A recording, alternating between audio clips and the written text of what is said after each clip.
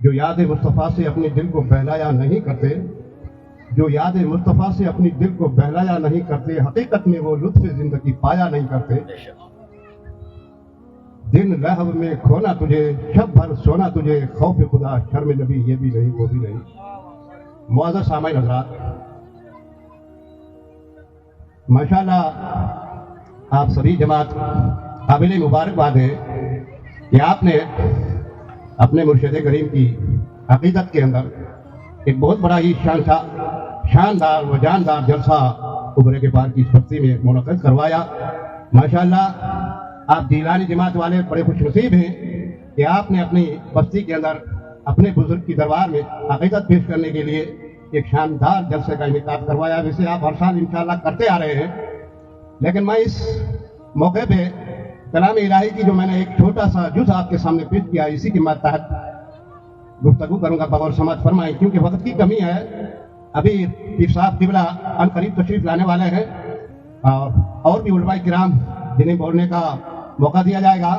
مجھ سے قبل آپ بہترین معلومات حاصل فرما رہے تھے، بہت ہی بہترین بیان آپ سماعت کر رہے تھے، لیکن آپ کی جماعت نے شاید قسم کھا رکھی ہے کہ اللہ کے ذکر سننے کے لیے دیوانے کو مچلنا چاہیے، دیوانے کو خوش ہونا چاہیے، جھوم جانا چاہیے، انہیں سبحان اللہ کی داد دینا چاہیے۔ ماشاءاللہ آپ سبحان اللہ ایک بار کہیں گے تو آپ کے نامہ اعمال کے اندر دنیا بھر کی نیکی اندر ہوں گی۔ لیکن تم لوگوں نے تو خدا جانے جیلانی جماعت کے دیوانے، مجھے افسوس ہوتا ہے کہ یہ وہ سرکار غوث اعظم کی مریدین ہیں جن پہ ہر مرید ناز کرتا ہے کہ غوث اعظم کے جو دیوانے ہوتے ہیں، عاشق غوث اعظم ہوتے ہیں، ان کے اندر جذبہ ہونا چاہیے، ان کے اندر یہ حوصلہ ہونا چاہیے، انہیں ہر مقرر کا ساتھ دینا چاہیے۔ اور سبحان اللہ، ماشاءاللہ ہاتھ اٹھا کے کہہ دیجیے سبحان اللہ، بہت بہترین۔ میرے عزیزی دوستوں، میں نے آپ حضرات کے سامنے ایک چھوٹی سی آیت کریمہ پڑھنے کا شرف حاصل کیا ہے جس میں حکم ہوتا ہے ان الانسان لربہ لکنود، بے شک انسان اپنے رب کا ناشکرا ہے۔ آج رب تبارک و تعالیٰ پہ رب تبارک و تعالیٰ کی کروڑوں نعمتوں سے ہم بہرے ور ہیں۔ ہمارے چاروں طرف سے نعمتوں کا اگر ہم گنتی کرنا چاہیں تو گنتی نہیں کر سکتے ہیں۔ رب نے ہمیں ہر طرح سے نواز رکھا ہے۔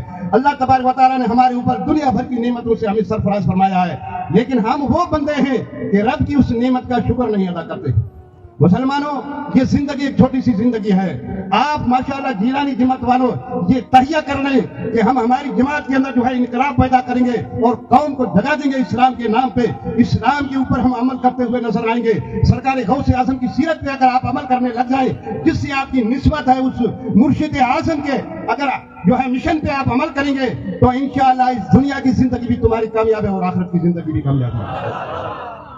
سرکار غوث اعظم کا بیان ابھی آپ سن رہے تھے کہ آپ نے 40 سال تک عشاء کے وضو سے فجر کی نماز پڑھی۔ عشاء کا وضو اور فجر کی نماز پڑھنا، اس سے مطلب یہ ہوتا ہے کہ آپ ساری رات جاگتے رہے، ساری رات اللہ کی عبادت اور مجاہدات اور ریاضات میں اپنے وقت صرف کیا۔ اور ہمارا اور تمہارا کیا حال ہے؟ خالی نعرے لگانے سے یا جلسہ منعقد کروانے سے ہم اسلام کو نہیں بچا سکتے، ہم کسان سے محبت جو ہے برقرار نہیں رکھ سکتے۔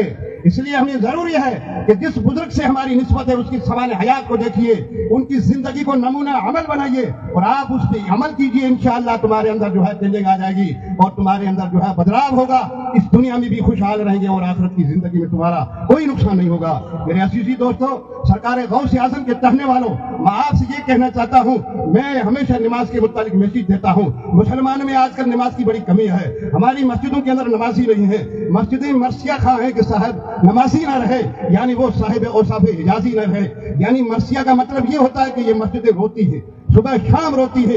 جس بستی کے اندر جو ہے مسلمان حی علی الصلاۃ اور حی علی الفلاح کی آواز کو سن کر کے مسجد میں نہیں آتا ہے تو وہ مسجد اس کے لیے بد دعا کرتی ہے، وہ مسجد رونے لگ جاتی ہے اور وہ مرثیہ خواہ ہے کہ اس میں جو ہے نمازی نہیں آ رہے ہیں۔ تو جو مسجد میں جاتے ہیں، اسلام لکھتا ہے وہ انسان زندہ ہے، اور باقی جو مسجد کے اندر نہیں آتے ہیں وہ مرے ہوئے ہیں۔ زندگی زندہ دلی کا نام ہے، مردہ دل کیا خاک دیا کرتے ہیں۔ انسان جو ہے زندہ اگر رہنا چاہتا ہے تو اسے روح کی خوراک دینا پڑے گی۔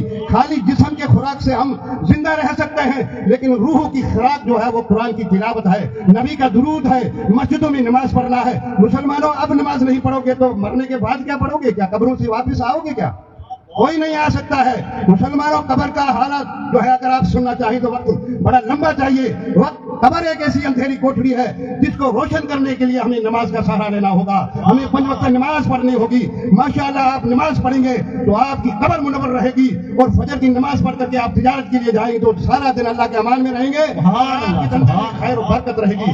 میں اٹادا کے اندر یہ تحریک چلا رکھی ہے, اور وہ بھی آپ کو ایک مختصراً بتا کر کے آپ سے اجازت چاہوں گا.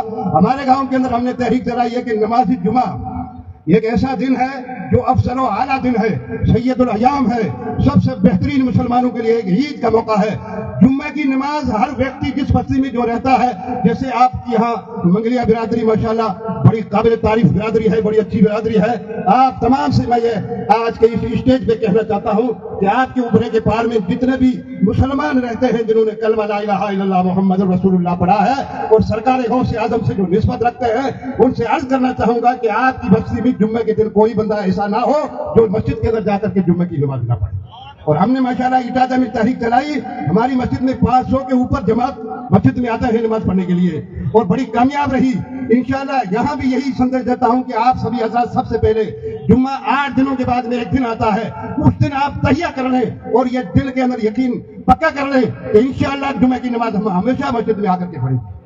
جمعے کی نماز پڑھو گے تو انشاءاللہ آپ کو فجر نماز پڑھنے کا بھی شوق ہوگا, ظہر نماز پڑھنے کا بھی شوق آپ کے دل میں پیدا ہوگا. اس لیے آپ سبھی حضرات سے میرا مؤدب عرض یہی رہے گا کہ آپ رب کے ناشکرے مت بنو, بلکہ رب کے شکر گزار بندے بنو, رب کی نعمتوں کا شکر کرو. ورنہ مسلمانوں یہ جو دور چل رہا ہے بڑا پرآشوب دور ہے, اس دور کے اندر کیا کیا ہو رہا ہے, کیا کیا سازشیں ہو رہی ہیں, آندیاں آ رہی ہیں, تمہیں پتہ نہیں ہے. اپنی یہ جو چھوٹی سی فوج اسلامی یہ ابھی بیٹھی ہے جو مکتبوں کے اندر جو پڑھ رہی ہے, ماشاءاللہ ان بچوں پہ زور دو, دین اسلام زیادہ سے زیادہ اپنے بچوں کو سکھاؤ, ان سے آراستہ اور پیراستہ کرواؤ, اور نمازوں کی طرف آؤ. نمازوں کی طرف نہیں آؤ گے تو تمہاری زندگی بھی بیکار ہے اور آخرت کا جو ہے عذاب بڑا سخت ہے. اس لیے میں یہ چاہتا ہوں, ہمارے وہاں جو تحریک چل رہی ہے اس میں ہم نے ایک تحریک یہ بھی چلا رکھی ہے کہ ہر گھر کے اندر صبح فجر کا ایک جماعتی ہونا چاہیے. ایک بندہ صبح اپنے گھر میں فجر کی نماز کے لیے کھڑا ہو کر کے وضو کر کے مصلی پہ کھڑا ہو جائے, اور پھر یہ تحریک آگے چلائے. صبح فجر کے وقت میں اگر انشاءاللہ آپ نماز فجر ادا کریں گے تو پھر اس کے بعد میں آپ انشاءاللہ اللہ کے امان میں رہیں گے, اور اپنے گھروں کے اندر جو ہے اس وقت میں خیر و برکت کے فرشتے رحمتیں اور برکتیں لے کر کے اترتے ہیں. اور ہمارا حال یہ ہوتا ہے کہ ہم جو ہے سارے گھر والے سو رہے ہیں, سارے گھر والے سو رہے ہیں, کوئی ایک بندہ بھی صبح اٹھ کر کے اللہ کا نام لینے والا نہیں ہوتا ہے. مسلمانوں افسوس کی بات ہے, جس بزرگ سے ہم نسبت رکھتے ہیں اس بزرگ کی سوانح حیات کو پڑھیے, انہوں نے کتنی بڑا مجاہدہ, کتنی بڑی عبادت کی. وہ ساری رات جاگ رہے تھے اور تم ساری رات سو رہے ہو. یہ تمہارا عقیدت کام میں نہیں آئے گا. اس لیے اپنے گھروں میں نمازی پیدا کرو. صبح فجر کے وقت میں آپ اٹھ کر کے وضو بناؤ اور نماز فجر ادا کرو. صرف 4 رکعت والی نماز ہے. نماز کے اندر کوئی لٹ نہیں مارا جاتا ہے. ارے قوم حجاز نے تو تلواروں کے سائے میں نماز ادا کی ہے, ہمیں یہاں کوئی لٹ مارنے والا ہے کیا, کوئی پریشان کرنے والا ہے کیا؟ نماز پڑھنے کی کیا دقت ہے؟ ارے وقت بھی کتنا لگتا ہے, 4 رکعت کے اندر کیا ٹائم لگتا ہے. مسلمانوں نمازی بنو, جب تک نمازی نہیں بنو گے تب تک کامیابی نہیں ہے. لہٰذا وقت کی قلت کو دیکھتے ہوئے میں آپ حضرات سے اجازت چاہوں گا, اور میں یہ چاہتا ہوں کہ ہمارے گھروں کے اندر جو ہے صبح جب ہم اٹھیں تو اٹھتے وقت میں لا الہ الا اللہ محمد رسول اللہ کا کلمہ پڑھ کر کے مسلمان کو اٹھنا چاہیے, اور اٹھ کر کے جو ہے فجر کی نماز ادا کرے. اور جمعہ نماز آپ زندگی میں چاہے کہاں بھی ہے کوئی ایک بندہ قضا نہیں کرے گا. انشاءاللہ نماز جمعہ کے عادی بنیں گے تو اس کے بعد میں ہو سکتا ہے کہ آپ ماشاءاللہ اور نمازوں کے عادی بنیں گے. اس مسجدوں کو آباد کرو. یہی مسجد کل قیامت کے میدان میں جب پل صراط کا پل ہوگا, جس پل کو پار کرنا کسی کے بس کی بات نہیں ہے, وہ تلوار سے زیادہ تیز اور بال سے زیادہ باریک ہے, اس پل کے اوپر جب بندہ جائے گا تو وہ گھبرا جائے گا. تب جو ہے یہ مسجد کشتی کی شکل میں, جیسے پانی کو آپ پار کرتے ہو کشتیوں میں پار ہونا پڑتا ہے, اسی طریقے سے اس پل پہ اس مسجد کو لایا جائے گا. جس بندے نے اس مسجد میں نماز پڑھی ہے انشاءاللہ اس بندے کو اس میں بٹھا کر کے جو ہے وہ پل پار بڑا. نماز پڑھنے سے انسان کی زندگی میں لطف آتا ہے, دل میں جو ہے روشنی آتی ہے, چہرہ منور ہونے لگتا ہے. مسلمانوں چینج پیدا کرو, انقلاب پیدا کرو, سرکار غوث اعظم کے دیوانے ہو, نمازوں کی طرف آؤ, اپنی مسجدوں کو آباد کرو اور اپنے اولاد کو علم مصطفیٰ سے وقف فرماؤ. استغفر اللہ ربی من کل ذنب واتوب الیہ وما علینا الا البلاغ وآخر دعوانا الحمد